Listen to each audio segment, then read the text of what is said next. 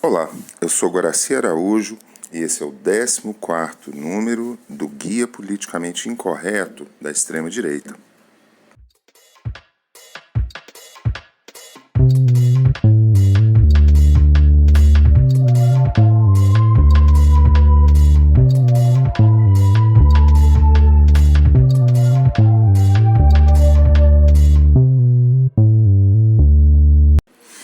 Nesse número do guia, eu vou discutir um tema que tem afligido muita gente no Brasil.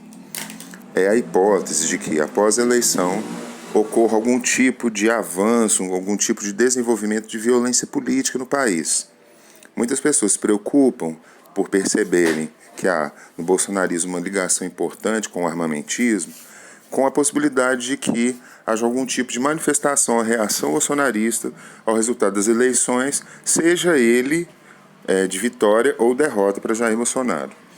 Essa preocupação se manifesta em muitos lugares, eu ouço, vejo, leio muita gente preocupada com isso, e eu achei que seria interessante tentar esclarecer um pouco essa situação.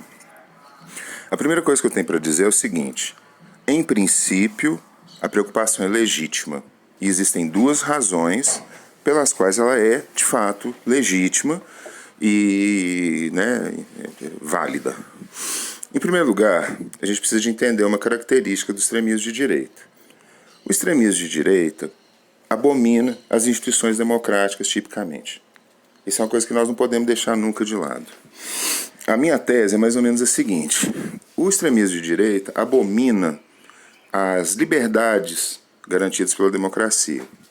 Isso é interessante observar, por quê? Porque nós podemos, dessa perspectiva, alinhar as recusas da extrema-direita e entender um pouco melhor a visão de mundo que aparece aí.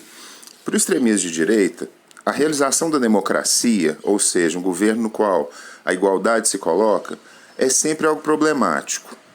A democracia liberal oferece o que a gente pode chamar de igualdade formal ou igualdade diante das leis. Quer dizer, em princípio, todos nós somos iguais diante das leis.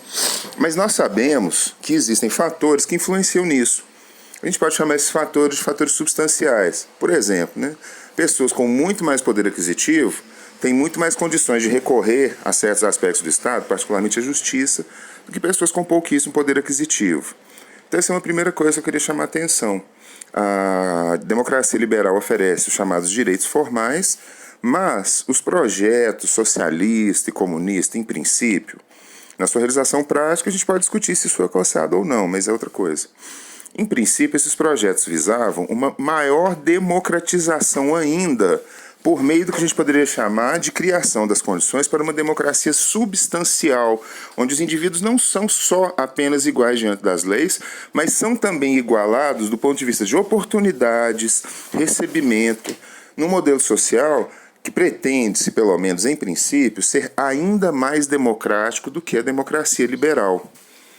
É o componente democrático, me parece, que alinha negativamente a extrema-direita.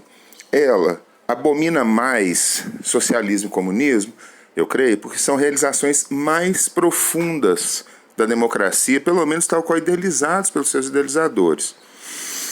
Então, é fácil entender que a perspectiva, a possibilidade de uma ação violenta em chave política nunca é descartada nesse extrato. É possível, sempre, simplesmente porque não há, no contexto da extrema-direita, um respeito muito grande pelas normas e pelos chamados convenções do regime democrático. Tipicamente, a extrema-direita se aproveita dessas normas e convenções para, de várias formas, desancar e desmontar, enfim, o sistema. Então, desse ponto de vista, nós não podemos deixar de considerar a possibilidade de uma radicalização. O outro ponto de vista que a gente tem que tomar, outro foco que a gente tem que dar, é nos recordarmos do que aconteceu nos Estados Unidos, recentemente, a chamada invasão do Capitólio. Aquela invasão sugere para nós que o extremismo de direita contemporâneo se organiza de formas que permitem que aquilo aconteça. A pergunta é: os extremistas de direita no Brasil estão organizados desta forma também? Bom dia.